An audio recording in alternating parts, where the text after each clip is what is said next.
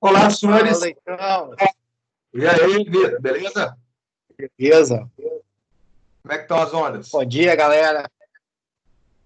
Bom Oi? dia, bom dia. Como é que estão as coisas? Tudo certo? Tá beleza, meu filho, tá beleza. Tá Amanhã eu no tô lá no Darby? Darby. Hã? Amanhã eu estou lá no Darby. Você tá no Darby agora? Não, eu tô no Darby agora seguindo Eduardo. Amanhã Ah, estarei lá. aí um dia você e outro ele que fica lá.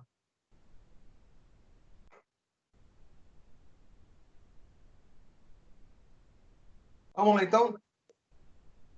Rebeca, bom dia, bom dia, bom dia, bom dia. Senhores, senhoras, vamos lá, então? Hoje nós vamos começar. Hoje nós vamos começar, não. Hoje nós vamos terminar a matéria sobre Revolução Francesa, beleza? Então, para aqueles peguem suas apostilas, seu caderno ou o slide que você imprimiu. Estamos na página 41 da sua apostila e nós vamos terminar essa matéria hoje, beleza? Sobre Revolução Francesa. E aí nós vamos ver uma quantidade imensa de acontecimentos que no final da aula você vai ver se valeu a pena ou não, como que acabou a Revolução Francesa, ou pelo menos essa primeira parte dela. Porque a Revolução Francesa, na verdade, são várias etapas da Revolução Francesa. Acontece uma revolução dentro da revolução. Como assim revolução dentro da revolução? É golpe dentro do golpe, por exemplo. Aí você fala assim, como? Eu vou citar um exemplo, que inclusive eu já vou colocar como um paralelo de uma outra matéria que você verá um pouco mais à frente, que vai ser a Revolução Russa. E você vai ver como que parece que a história vai se repetindo, só que em momentos diferentes, por situações muito semelhantes. Observa que as condições da França pré-revolucionária, de concentração de poderes na mão do monarca, de uma sociedade de privilégios, em detrimento de uma grande massa de população que era demasiadamente explorada e vivia na miséria e na fome absoluta, a mesma coisa que acontece nessa França em 1789, também acontece na Rússia de 1917. Assim como você tem na França três agremiações partidárias, jacobinos, girondinos e o pântano, você também terá na Rússia os mencheviques, os bolcheviques e os cadetes. Assim como na França, você teve um governo que inicialmente foi um governo de característica burguesa, os girondinos são burgueses. Lá na Rússia também, primeira fase do governo vai ser um governo burguês, são os mencheviques.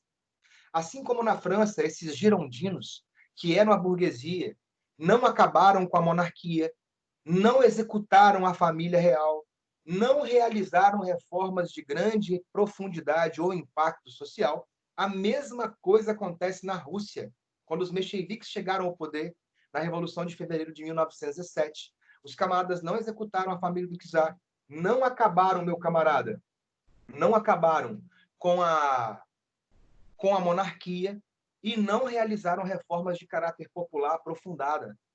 E quando você inicia um processo revolucionário que você concedeu ou prometeu à população uma série de concessões e de benefícios que trariam a igualdade, que trariam um acesso maior dessa população, o que acaba acontecendo quando você não faz isso é uma insatisfação generalizada por parte do povo, que tende a radicalizar o movimento e a derrubar aquele governo recém-instalado. Assim como na França, os girondinos não realizaram tais reformas, causou grande insatisfação popular, levando os jacobinos a derrubarem os girondinos e a assumirem o poder. Revolução dentro da revolução. Golpe dentro do golpe.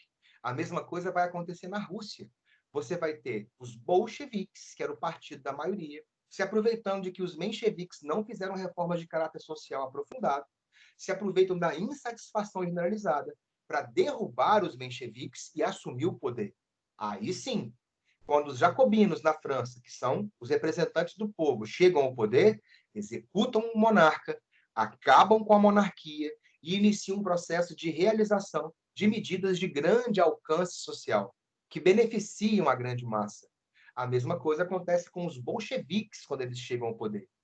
Os bolcheviques, chegando ao poder, vão eliminar a família do czar Nikolai Romanov, vão acabar com a monarquia czarista russa e vão iniciar um novo governo onde reformas de caráter popular serão mais aprofundadas do que aconteceu no governo anterior. Beleza? E aí, meu velho, o que que nós temos então? Para você ver como que as coisas acontecem.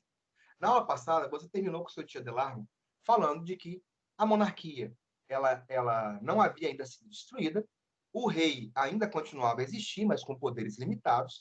Uma nova Constituição havia sido feita, mas que não garantia o acesso que a população tanto queria, e a insatisfação se torna generalizada. O povo recebeu a promessa por parte da burguesia que, se apoiasse na derrubada do regime, teria benefícios? Não teve. Esse povo insatisfeito passa a apoiar a ala mais radical dos partidos, que é o jacobino, para poder chegar ao poder e ver se alguma coisa acontece. É a partir daí que nós iniciamos a nossa aula de hoje, beleza? E aí, eu vou espelhar para vocês aqui os slides, que já estão no blog já tem um tempo, né? Vamos lá, então. Já vai aqui, piscou. Show de bola. Vamos lá, olho no lance. E no mais, como estamos em pandemia, nesse período eterno que nunca acaba, né? Tá osso. Vamos lá que já vai aparecer para vocês já. Bem, para vocês, na ausência de reformas de impacto ou grande alcance social, a população passa a apoiar o partido mais radical e que se comprometia a realizar tais reformas. Esse partido seria o Partido Jacobino, beleza? O Partido Jacobino tinha uma tríade de liderança. Olha outra curiosidade, né? Assim como aqui você tem Danton, Marat e Robespierre, 3 líderes principais do Partido Jacobino, você tem lá na Rússia também 3 que vão liderar os bolcheviques. Lenin, Trotsky e Stalin, beleza? E aí, nesse momento, nós temos a República ou a Convenção Jacobina. Você viu que o rei, na aula passada, foi preso em Varrennes, fronteira já com a Áustria, saindo da França, foi julgado e condenado por alta traição na morte na guilhotina.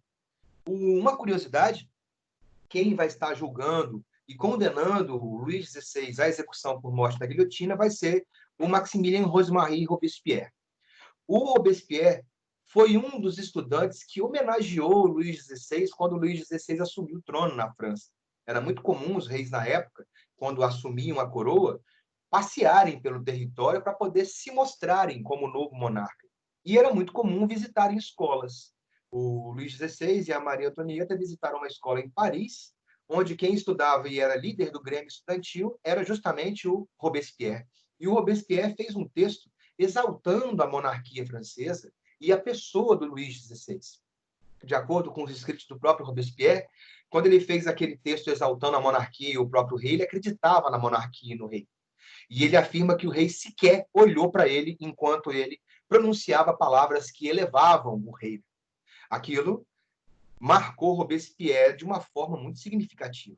Agora, é o Robespierre, que é o líder do Tribunal Revolucionário, que vai estar julgando e condenando o rei à morte. E aí, Rondinelli? E aí? O Luiz, na época da execução dele, na época do julgamento dele, ele falou assim: não sou culpado de nenhum dos crimes que tentam imputar a minha pessoa, porque simplesmente não existia lei que afirmava que isso era crime quando eu cometi tais atos. E aí, o Robespierre falou o seguinte: não era crime porque você vivia na lei que era sua. Agora você vive na lei do Tribunal Revolucionário. E, de acordo com as leis do Tribunal Revolucionário, o que você fez foi abandono da pátria, foi tentativa de negociar com potências estrangeiras para poder retornar os benefícios para a sua pessoa, em detrimento daquilo que a população francesa almeja. E aí, velho, a cabeça do Luís XVI rodou. E quando a cabeça do Luís XVI caiu no cesto com a guilhotina na cabeça dele, o que vai rolar vai ser o quê? A notícia se espalha pela Europa. E é claro que existiam ainda várias monarquias europeias. E com a burguesia rachando fora, com a nobreza saindo fora, com o clero saindo fora, esses caras vão divulgar o que estava acontecendo na França lá fora. E vão falar o seguinte: ou vocês nos ajudam para poder invadir a França nesse momento, que os jacobinos chegaram no poder agorinha, e evitar que a revolução se acelere ou conclua, ou aquilo lá vai virar exemplo e daqui a pouco é a sua cabeça que vai rolar, é a sua terra que vai ser perdida, os seus privilégios que serão eliminados. Assim sendo, os franceses, liderados pelos jacobinos, sabiam que chumbo grosso viria. As monarquias europeias achavam um absurdo o que havia acontecido e não queria que aquilo se tornasse exemplo para poder chegar no seu próprio país e acabar com a vida deles, beleza? Assim sendo, o que esses 3 camaradas vão fazer? Eles vão iniciar um período chamado tal do período da Convenção Jacobina, onde eles são maioria no Congresso, maioria no Parlamento francês. Eles vão exercer o poder executivo dentro desse parlamento e eles vão ser a liderança desse governo, beleza? É um período que vai ter uma quantidade muito grande de reformas aprofundadas, aprovadas para o povo, de grandes benefícios à massa. E nesse momento inicial, para evitar a invasão que estava por acontecer, fizeram 3 órgãos. O primeiro é o Comitê de Salvação Pública. Observa que está aí, ó, Defesa Militar da França contra ataques externos. A diferença desse Comitê de Salvação Pública era que o Robespierre falava o seguinte, ó, antes você era obrigado a lutar num exército do rei para defender o que era benefício do rei e da nobreza. Agora, você vai lutar no exército porque você vai ser voluntário a lutar. Porque você vai lutar nesse exército para defender uma causa que é sua. Para você garantir que as reformas que nós estamos fazendo se perpetuem. Para você garantir que as reformas que nós estamos fazendo se aprofundem. Para você não perder o privilégio recém-conquistado. E quando um povo passa a lutar por conta própria para defender um benefício que ele acabou de conquistar, ele vai ingressar nesse exército com um afinco muito maior. A tropa francesa vai ser multiplicada nesse momento pelos alistamentos. Além disso, tem um Comitê de Segurança Geral. O que é um Comitê de Segurança Geral? Responsável por detectar os suspeitos de traição, os contra-revolucionários. Qualquer governo que passe por um momento autoritário, recém-instalado no governo, recém-instalado no poder, tende a reprimir aqueles que caíram, tende a reprimir aqueles que são opositores. Exemplo, o Getúlio Vargas, quando deu o golpe de Estado que instalou a ditadura no Estado Novo, ele tinha uma polícia política. Polícia política serve, não é para poder buscar o camarada que é um estuprador, um assassino, um assaltante, um ladrão, não. Ele serve para poder encontrar aqueles que são considerados subversivos. Subversivos seriam todos aqueles contrários ao regime instalado. Subversivos são aqueles que são contra o governo na situação, que criticam o governo naquele momento, beleza? Então, eles vão receber denúncias, porque a delação vai ser totalmente favorecida, denuncia, a polícia política vai lá e prende o cara, vai lá e investiga o cara, e se ele for considerado culpado pelo Tribunal Revolucionário, ele vai perder a cabeça na guilhotina. Observa que quando os militares chegaram ao poder no Brasil, em 64, eles também tinham a polícia política. Eles tinham o DOPS, Departamento de Operação da Polícia Especial, Polícia Secreta, sacou? Você tem, por exemplo, o DOI-CODE, sacou? O DOPS e o DOI-CODE eram 2 órgãos de repressão daqueles que eram considerados subversivos. Os considerados comunistas, socialistas, anarquistas, todos esses esquerdistas contrários ao regime militar, eram perseguidos pela polícia política e uma parte significativa deles não só foram torturados, como foram eliminados. Isso não é só daqui. Se você for, por exemplo, na Rússia, numa ditadura de esquerda comunista, também tinha uma polícia política, que era a Okrana, que depois vira a KGB. Se você for para um modelo de extrema-direita, como o do Hitler, tinha a Gestapo. De extrema-direita, como o do Mussolini, tinha a Ovra, sacou? Então, polícias políticas servem para poder eliminar aqueles que são contrários ou críticos do regime em situação, beleza? É isso que vai rolar. E aí, Ronde? E aí vem um detalhe. As pessoas denunciavam as outras porque eram contra-revolucionárias mesmo. Então, se hoje você pode, por exemplo, nós vivemos um Estado democrático de direito. No governo anterior, se você era contrário a Dilma Rousseff, você poderia criticar o governo, falar mal dela, inclusive recorrer a usos e a termos que de baixo calão, xingar, falar que é isso, falar que é aquilo, ir para uma mídia social, digitar e descascar a mesma parada. Hoje, para aqueles que são contrários ao governo do Bolsonaro, também tem a possibilidade de criticar o governo, falar que ele é isso, falar que ele é aquilo, ir para as redes sociais também sentar o dedo.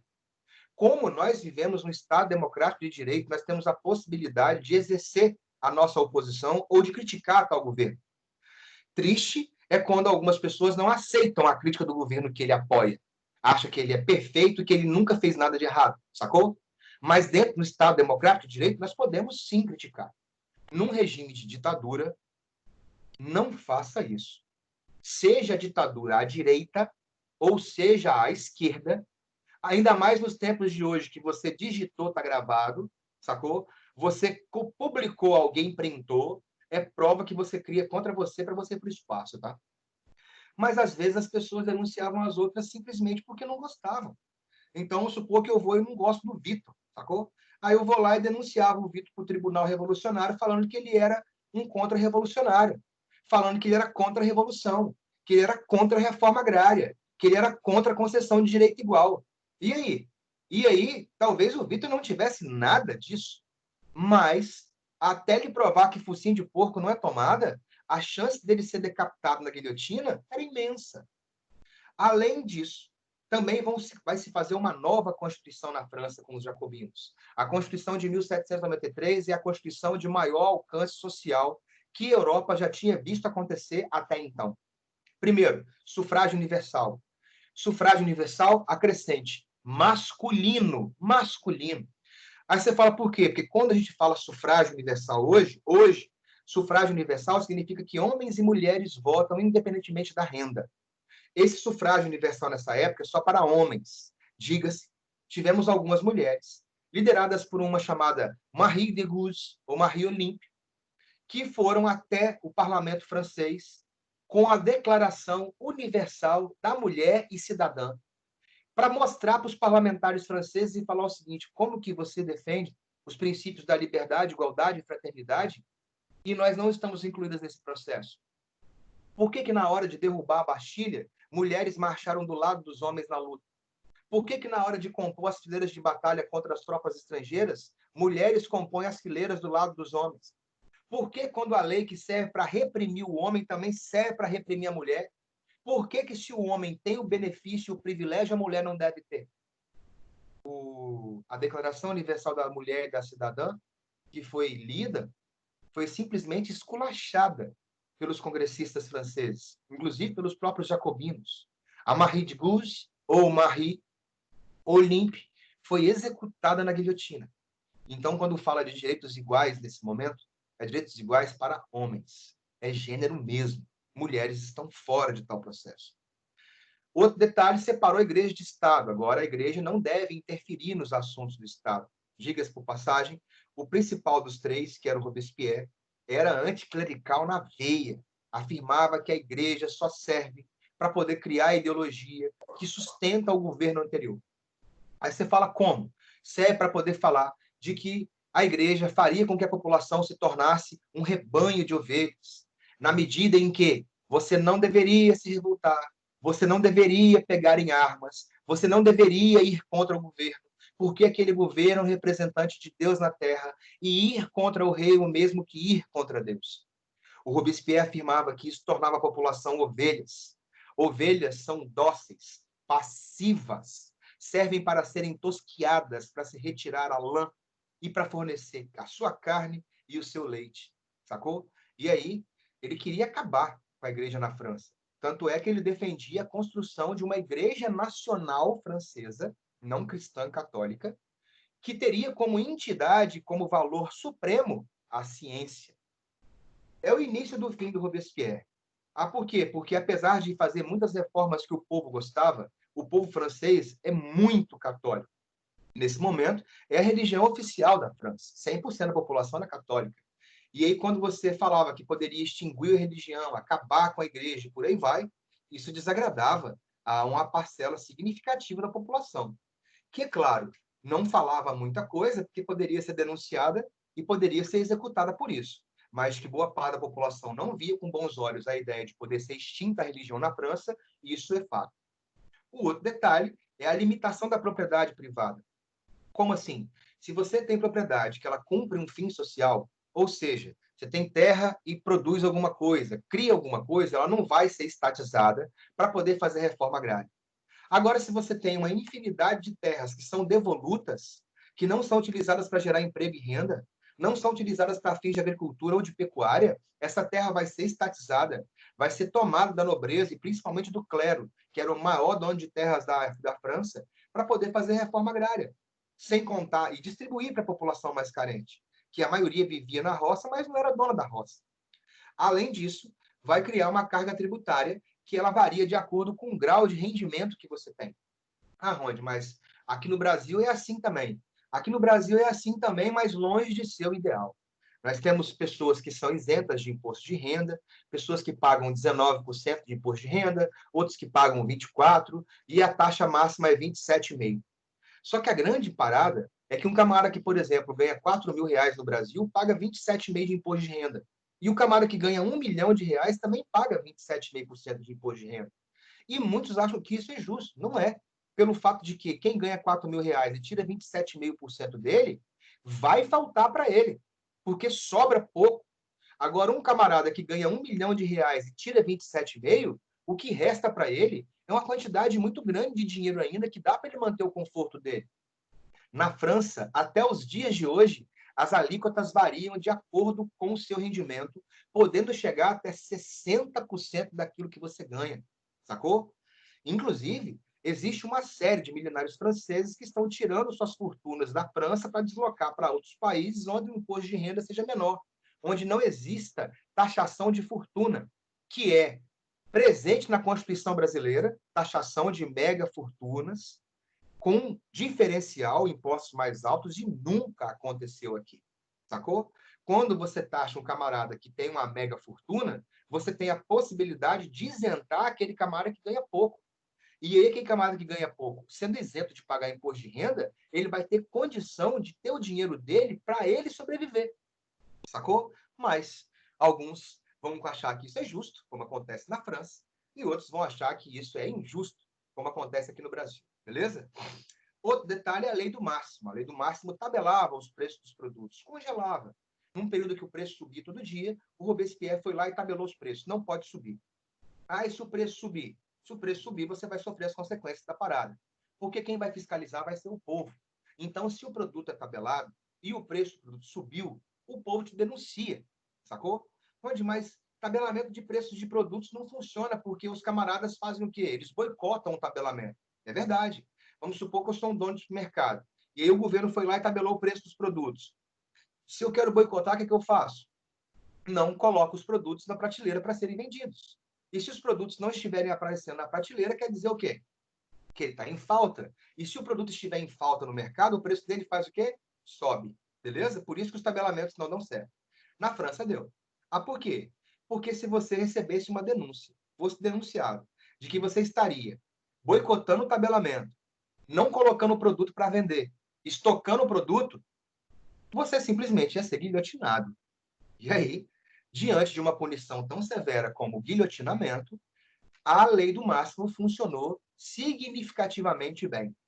Além disso, instituiu o ensino primário obrigatório, em massa, para toda a população francesa, não só para crianças e adolescentes. Porque se você vive pelo princípio da liberdade, igualdade e fraternidade, e se você se baseia no uso da razão, você tem que ter conhecimento das palavras e da lei para se defender. Como que você exerce sua cidadania plena? Como que você exerce seu direito pleno se você não sabe ler e escrever? Você vai ser mão de obra barata, você vai ser facilmente enganado, facilmente manipulado, sem possibilidade de se defender por conta própria. Nem na ideia, porque você não conhece o que você tem de direito. Porque nem ler e escrever você sabe o que é. Sacou? E sem contar a abolição da escravidão nas colônias. Um detalhe curioso, no caso aqui, vamos falar da América, o Haiti era uma colônia francesa, e na época alguns negros livres do Haiti, como por exemplo o tal do Toussaint Louverture, foi até a França durante esse período, né, período do terror, período que os jacobinos estão no poder, e vão falar o seguinte: se vocês fizeram uma constituição baseada nos princípios da liberdade, igualdade e fraternidade, se vocês fizeram uma constituição que o preâmbulo dela, primeiro parágrafo fala: todo homem nasce livre e igual. Por que você é livre ou sou escravo? E o Toussaint Louverture volta para o Haiti com a aprovação do fim da escravidão, não só na França, mas em todas as colônias francesas. Sacou? Por decreto. Só que se por um lado você tinha uma população majoritariamente achando massa isso, pelo fato de que conquistaram benefícios que nunca tiveram na vida, por outro lado, nobres, burgueses, membros do clero estão vazando fora da França para não serem mortos e estão tendo suas propriedades tomadas ou estão sendo executados. Uma, Dessas que vão sofrer essa reação, vai ter o pai executado pela guilhotina, vai perder quase toda a propriedade dela, foi a jovem girondina Charlotte Corday. A Charlotte Corday, ela, como te falei, teve o pai morto, perdeu quase todas as propriedades, e ela via na liderança jacobina a responsabilidade por tais coisas. E ela vai ser a que vai matar o Mahat, um dos 3 membros jacobinos mais importantes. O Mahat, só uma curiosidade, o Mahat, ele era advogado e ele também era jornalista, ele tinha um jornal chamado L'Amic des Peuples, ou o Amigo do Povo, sacou? E o Mahat, ele era perseguido desde a época da monarquia absolutista, pelos textos que ele escrevia, sacou? E para não ser morto na época da monarquia absolutista, porque ele estava com a cabeça a prêmio, o Mahat se escondia nos esgotos de Paris. E nos esgotos de Paris ele contraiu uma doença de pele severíssima, uma doença de pele que simplesmente fazia a pele se tornar ressecada, ao ponto dela trincar, rachar e começar a sangrar. E aí, o único tratamento disponível para amenizar a dor e tentar não deixar a pele tão seca e rachada eram banhos térmicos, né? Banhos em águas quentinhas, com infusões e óleos. Né? O Mahat, ele se considerava um tribuno da plebe. Lembra lá no mundo romano que eu falei que o tribuno da plebe era eleito pelo voto para defender os interesses do povo? O tribuno da plebe deveria deixar sua casa sempre de portas abertas para receber o povo que iria lhe perguntar alguma coisa. O Marat fazia a mesma coisa. Ele se considerava o tribuno da plebe francesa e mantinha a tal da política das portas abertas. Qualquer um poderia entrar e sair da casa do Marat e conversar com ele em qualquer dia da semana, em qualquer horário.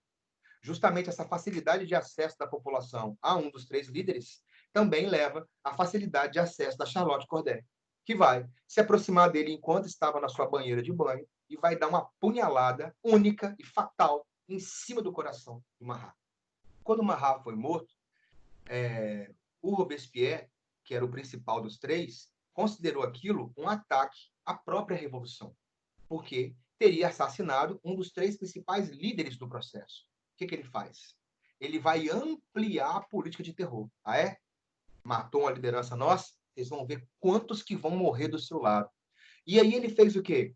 Ele suspendeu a Constituição e passou a governar por decreto-lei nesses últimos períodos.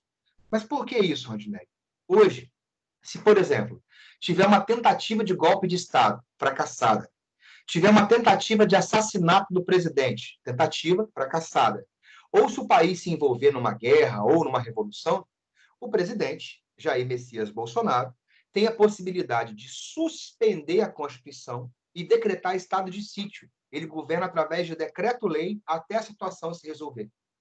O Marat se aproveitou de que foi um ataque considerado a cúpula do Estado jacobino, suspendeu a Constituição e passou a governar com decreto-lei, ou seja, o que ele falava acontecia. E a quantidade de gente que passou a ser executada nesse período pós-morte, pós-assassinato do Marat, foi imensa. Para os senhores terem uma leve ideia, nós tivemos quase 24 mil execuções na guilhotina num período de 1 ano. Quando o povo chega ao poder, a possibilidade da radicalização acontecer ela é imensa, sacou? E aí essa lei dos suspeitos, qualquer um poderia ser denunciado, sacou? E você era executado em tempo recorde. E, na maioria das vezes, sem ter o amplo direito à defesa garantido. E aí? E aí, é claro que isso começou a amedrontar o próprio povo. Ah, por quê? Porque se qualquer um pode ser executado por uma denúncia, sem ter liberdade de expressão ou sem ter plena liberdade de defesa, esse camarada pode ser executado de forma injusta. Pode ser eu, pode ser você, pode ser qualquer um. Beleza? E aí, você vai ter o quê? O governo começou a se tornar impopular. Não pelas reformas, mas pela violência extrema. Porque qualquer um poderia ser a bola da vez. A alta burguesia, amedrontada, é claro, ficava quietinha, mas planejava na surdina uma forma de voltar ao poder. Nós tínhamos o setor dos jacobinos, que era mais moderado, os indulgentes, liderados principalmente por um dos 3 membros, agora um dos 2, já que o Marat morreu, o Danton. O Danton defendia o fim do terror. Ele falava, não pode executar tanta gente nessa velocidade sem um amplo direito de defesa. Por quê? Porque a própria população está ficando amedrontada dela mesma poder ser executada por qualquer um que venha denunciar. Não pode ter tanta intervenção do Estado na economia. Ah, por quê? Porque se der um pouco de liberdade, a burguesia que trama contra a gente não vai tramar tanto. O que aconteceu? Tinha ainda o Danton, chegou para o Robespierre e falou isso. Sabe o que o Robespierre fez? O Robespierre falou assim, você está sendo contra o Tribunal Revolucionário? Você está afirmando que eu devo dar liberdade para a burguesia aumentar o preço dos produtos, que se eu der liberdade para ela vai aumentar os preços. E vai ter inflação. E o povo não vai ter acesso. Você está falando que o camarada não deve ter, que o camarada deve ter amplo direito de defesa? Esses caras ricos que podem contratar uma banca de advogado que vai entrar com recurso e vai ser infinito para poder conseguir executar ele? Apesar de boa parte das coisas que o Danton tem afirmado fazerem sentido, o Robespierre considerou ele um traidor. E o Robespierre falou: contra-revolucionário é você. E mandou executar o cara na guilhotina, cara. Aí o povo pira. Ah, por quê? Porque, pô, se você matou um membro da liderança do partido, que caminhou do seu lado desde o começo, que era tão popular quanto você era, se você executou um Danton da vida, um dos principais líderes, qualquer um pode ser executado a qualquer momento. Sem contar ainda que tinha os radicais, o povão mais pobre. Quanto mais pobre, mais radical seria em condição de reforma. Ah, por quê? Porque é aquela famosa história, eu te dou a mão, aí o cara quer o braço. Aí ele entregou o braço, daqui a pouco ele quer o corpo inteiro, sacou? Ou seja, quando você aprova reformas de caráter popular que concedem benefício à população, ela vai ficar satisfeita, mas satisfeita apenas por um tempo, porque ela vai querer que tais benefícios sejam continuados, que tais benefícios sejam ampliados. É igual agora. O governo, para conseguir combater os efeitos mais devastadores da pandemia, um período em que a pessoa está desempregada ou sem receber nada, criou aquele auxílio dos R$ 600, beleza? Aquele auxílio emergencial era para 90 dias, né? 3 meses. Né? Os 90 dias já foram e houve uma pressão imensa por parte da população para que o governo continuasse concedendo benefício. Se você perguntar para o povo que recebe tal benefício, se eles querem que o benefício aumente, eles vão falar sim. Se eles querem que o benefício se perpetue, eles vão falar sim. Eles não vão querer saber de onde que vem o recurso ou de quem está tirando. Ah, por quê? Porque o camarada gosta de receber um privilégio, gosta de ter um benefício, gosta de ter uma grana entrando no bolso dele sem ele fazer basicamente nada, com o Estado dando.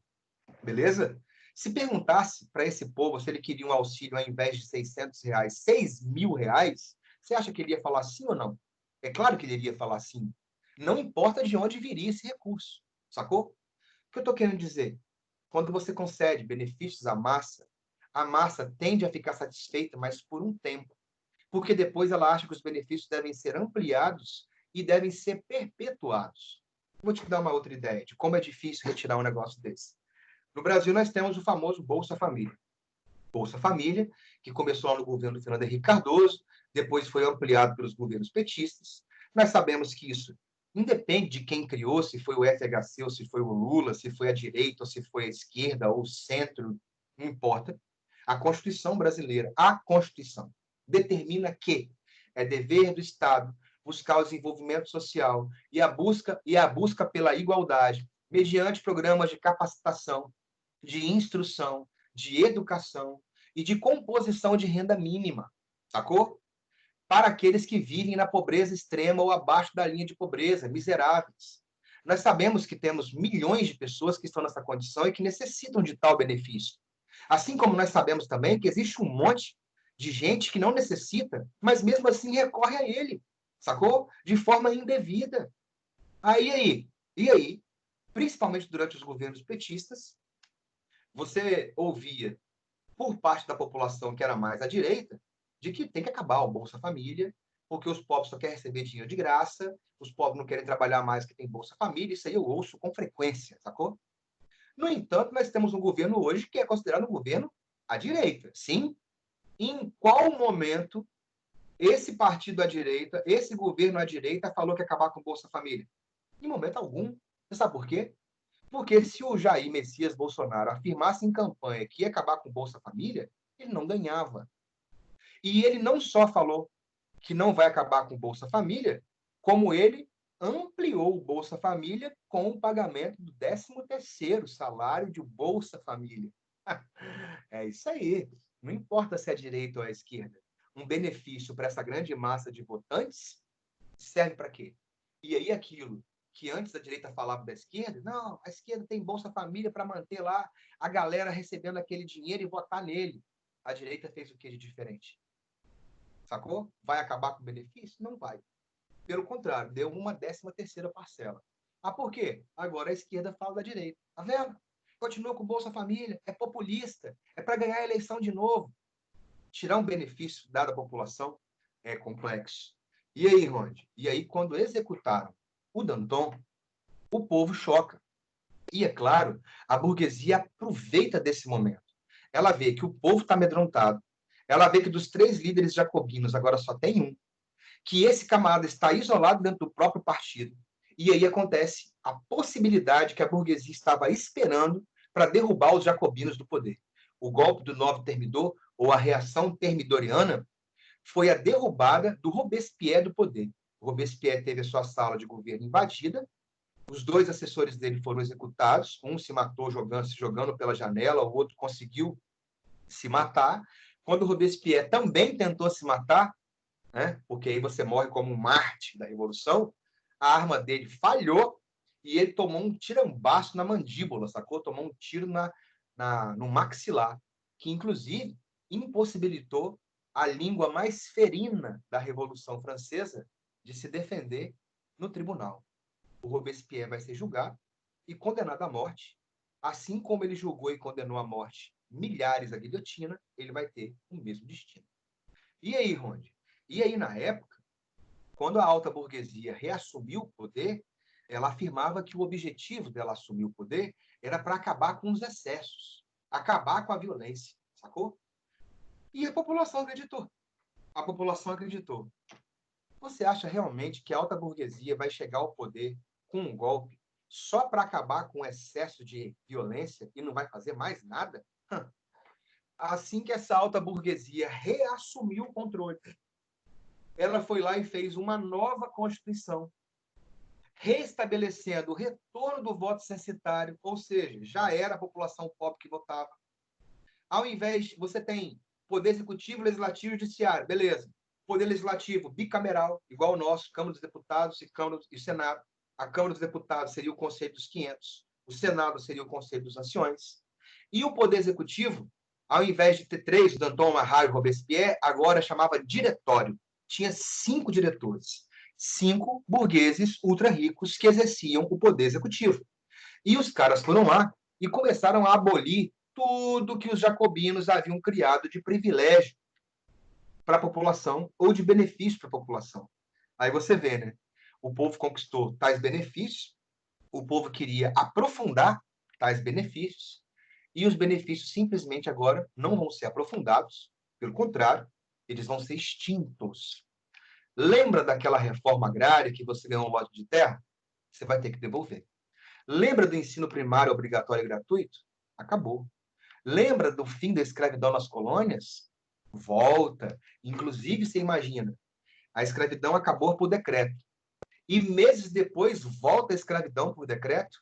A população haitiana, de cada 10, 7 eram escravos. Simplesmente não vão aceitar voltar à condição de escravos. E aí acontece a revolução do Haiti, a independência do Haiti, com um banho de sangue. Mataram quase todos os brancos do Haiti quando eles tentaram voltar com a escravidão. Você imagina uma população de cada 10, 7 é escravos, esses 3 brancos aí vão tentar fazer os 7 escravos, os 7 negros voltarem a ser escravos, eles não vão aceitar. Foi uma chacina. Mas, como eu te falei, é matéria da próxima aula. Lembra a lei do máximo que tabelava o preço do produto e não tinha inflação para você poder ter acesso? Acabou. Os preços foram liberados, a inflação foi lá nas alturas, sem contar ainda que começou a chover denúncias de corrupção do novo governo, que especulava com os preços dos produtos para aumentar o valor e eles ganharem mais, que desviava dinheiro que antes era para reforma, para concessão de benefícios ao povo, em benefício próprio. E aí, velho, chovendo denúncias de corrupção por parte da burguesia no poder, tiveram algumas tentativas de revolta. 2 tentativas de golpe por parte de monarquistas que tentaram derrubar esse diretório burguês, fracassadas, e uma outra revolta feita pelos jacobinos, chamada de Conjuração dos Iguais, ou Conspiração dos Iguais, liderados por esse camaradinho aí, chamado Graco Babeuf. O Graco Babeuf, ele atacava incessantemente a propriedade privada, defendia que a reforma agrária deveria ser ampla e total, para todo mundo ter acesso à terra, e que deveria se implantar uma ditadura dos humildes, ou seja, um governo exercido para o povo, pelo povo. É considerado o primeiro movimento, de fato, a contestar a propriedade privada. É considerado o primeiro movimento precursor das ideias socialistas, da busca da igualdade social. Ah, mas o Voltaire falava da propriedade, falava da busca da igualdade, mas teorizava. Aqui os caras vão para o pau, vão para a prática, sacou? E o movimento vai fracassar. O movimento vai fracassar, o Graco Babeuf vai ser preso, executado. Mas, Rondinelli, é precursor de ideias socialistas? É. Diga-se por passagem, quando Marx e o Engels escrevem um manifesto do Partido Comunista, lá naquele livro, existe a defesa da implantação da ditadura do proletariado. Olha a inspiração da onde que veio. Da ditadura dos humildes, beleza? E aí? E aí, chegando na parte final, né, da nossa aula, o que acontecia? A burguesia viu que essa nova fase do governo, esse diretório burguês, estava ficando seriamente comprometido por causa da insatisfação popular, por causa da eliminação dos privilégios que o povo havia conquistado, mas também por causa da corrupção denunciada em alto grau.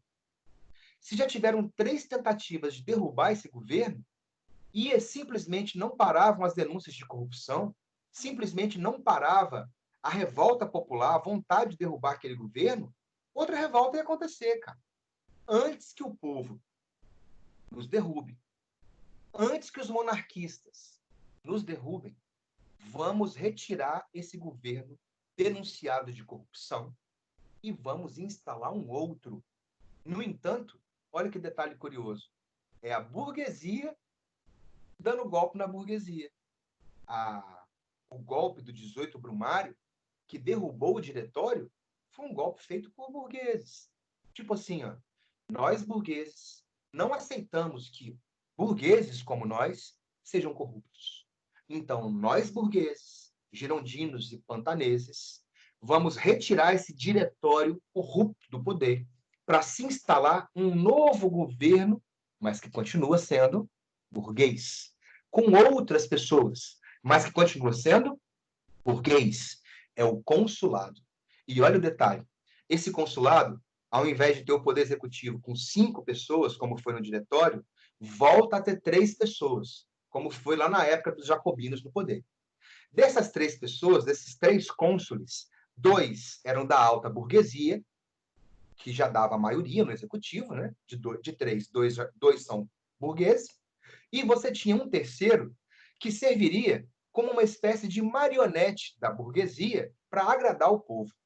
E essa pretendida marionete que seria manipulada era um camaradinha que veio de uma família humilde, começou como soldado raso no exército francês, se torna general do exército francês, com um currículo amplo e vasto de vitórias monumentais, chamado o Corso, ou simplesmente Napoleão Bonaparte. Napoleão era visto como um herói nacional francês. Representava aquela população que poderia, por si só, pegar em armas e, pelo mérito, chegar à alta patente. E imaginavam que, colocando o Napoleão Bonaparte, que agradava ao povo, evitaria possibilidades de revoltas contra o novo governo recém-instalado. A ideia é o que, então? Temos um novo governo, burguês. Ao invés de 5, 3 pessoas. 2 burgueses e 1 que é o Napoleão, que agradaria ao povo. Nós conseguiríamos manipular o Napoleão, governando através dele. Só que aí é um negócio complicado de você garantir que você vai conseguir. O Napoleão se fez de manipulado inicialmente, para depois que chegasse ao poder, passar a manipular e concentrar poderes nele mesmo. Muito cuidado quando você tem pessoas de alta capacidade como um cara desse, e você acha que você consegue manipulá-lo com facilidade. Às vezes, Ele está simplesmente passando a ideia de que ele é manipulado. Mas ele não está sendo. Ele está disfarçado de sendo um cara manipulado. E quando ele conseguir colocar o pezinho lá no poder, você vai ver de verdade quem que é. Esse erro foi cometido várias vezes na história. Pegar pessoas que têm uma capacidade, meu velho, um ímpeto diferenciado por poder e achar que você vai manipulá-lo. A burguesia tentou com Napoleão nesse processo de Revolução Francesa. O tiro sai pela culatra. Ele que vai acumular todos os poderes que você vai ver na próxima aula. Assim como aconteceu, por exemplo, na Itália. O rei Vítor Emanuel trouxe o Mussolini para poder fazer parte do governo, achando que ia conseguir manipular o Mussolini. Olha o que o Mussolini fez. Virou ditador da Itália.